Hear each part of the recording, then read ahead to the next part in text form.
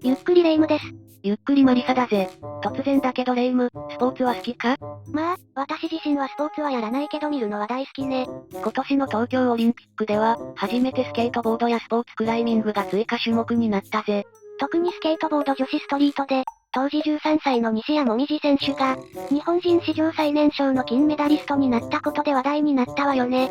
そんなスポーツ大好きなレ夢ムにぜひおすすめしたいスポーツがあるんだぜ。お、それは気になるわね。なんてスポーツなの？カバディ。は？カバディ。いや聞き取れなかったとかじゃなくて、まさかレ夢ムカバディというスポーツを知らないのか？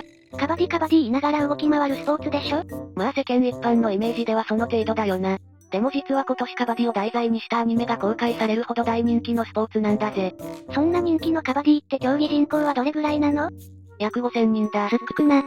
ちなみに女子になると競技人口は38人だ。すっくくな。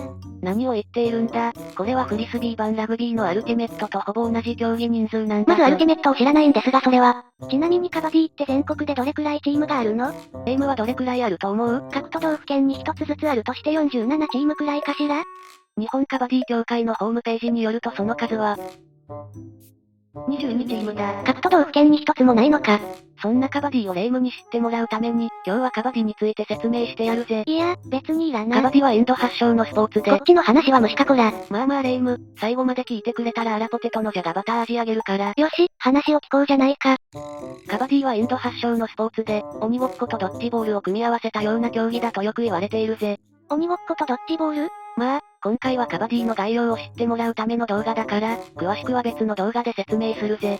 カバディは、攻撃と守備を交互に行うスポーツで、基本的に各チーム7人で戦うスポーツなんだぜ。7人、じゃあメンバーは簡単に集まりそうね。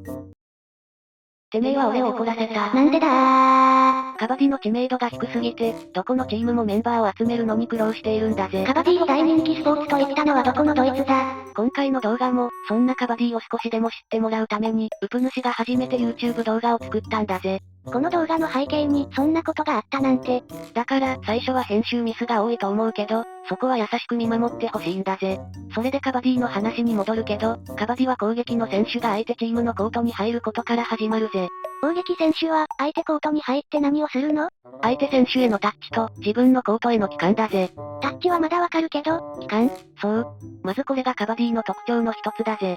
カバディでは、相手に接触することをストラグルと言って、攻撃選手は触った相手選手の数だけ、点を持っている状態になるんだぜ。ただ、その持っている点を確定させるためには、自分チームのコートに戻る必要があるんだぜ。自分チームのコートに戻れないとどうなるの？攻撃は失敗となって相手チームに1点入るぜ。他にもラインアウトなどあるが、これも別の動画で話すぜ。そしてカバディの最大の特徴は、攻撃選手は攻撃中ずっとカバディと言い続けなきゃいけないんだぜ。それが、カバディ言っている理由なのね。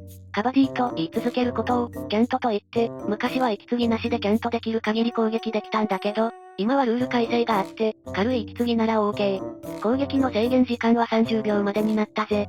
それは、いいルール改正ね。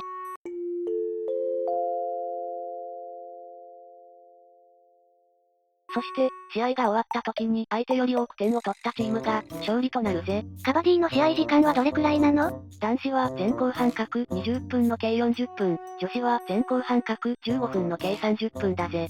なるほどね。そこまで複雑なルールではなさそうね。もちろんまだまだルールはあるんだけど、今回はここまでにするぜ。というわけで今回は、ご視聴ありがとうございました。質問、コメントをくれると嬉しいんだぜ。